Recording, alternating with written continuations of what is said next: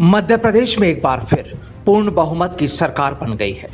2 साल के सियासी उतार चढ़ाव के बाद हुए उपचुनाव में 28 में से 19 सीटें जीतकर बीजेपी 107 से 126 सीटों पर पहुंच गई, जो बहुमत के आंकड़े यानी 115 से 11 सीटें ज्यादा है।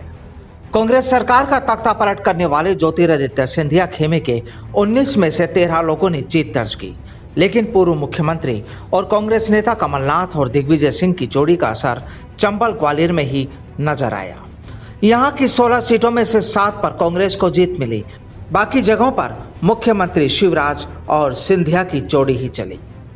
आपको बता दें कि सियासत में जयभान सिंह पवैया और ज्योतिरादित्य सिंधिया एक दूसरे के चिर विरोधी माने जाते हैं।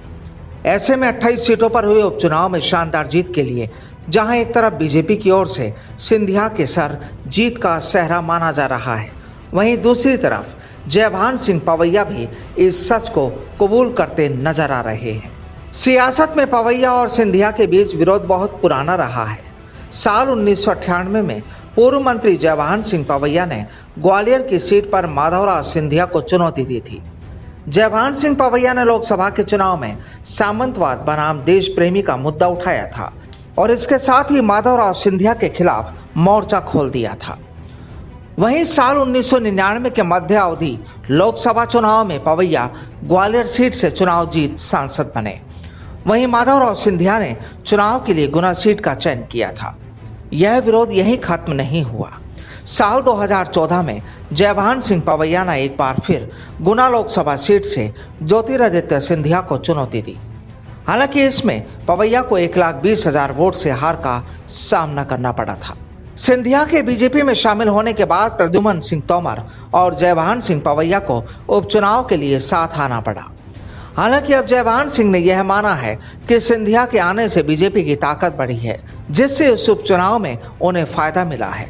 इससे एक बात तो साफ हो रही है कि पार्टी में सिंधिया विरोधियों के स्वर धीरे धीरे नरम पड़ते नजर आ रहे हैं। बहरहाल मध्य प्रदेश में मार्च से पूर्ण बहुमत की सरकार बन गई है। वहीं अब कयास लगाए जा रहे हैं कि ज्योतिरादित्य सिंधिया अब नरेंद्र मोदी और अमित शाह के बाद दूसरी पंक्ति के नेताओं में शामिल हो सकते हैं। उन्हें केंद्र में मंत्री बनाया जा सकता है और जब उन्हें राष्ट्रीय राजनीति में लाया जाएगा तो वे राहुल गांधी को बहुत परेशान करेंगे, क्योंकि बीजेपी उन्हें इसी मकसद से लाई है कि वे राष्ट्रीय स्तर पर राहुल गांधी की काट कर सके। Bureau report, the fact India.